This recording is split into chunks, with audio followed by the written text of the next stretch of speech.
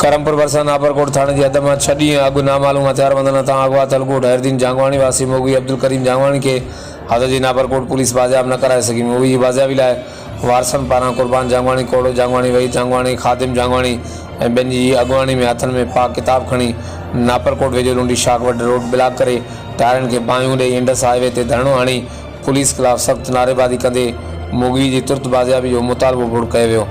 धरणे सह रोड के ॿिन्ही पासनि खां मुसाफ़िर गाड़ियुनि जी डिगियूं कतारूं लॻी वियूं।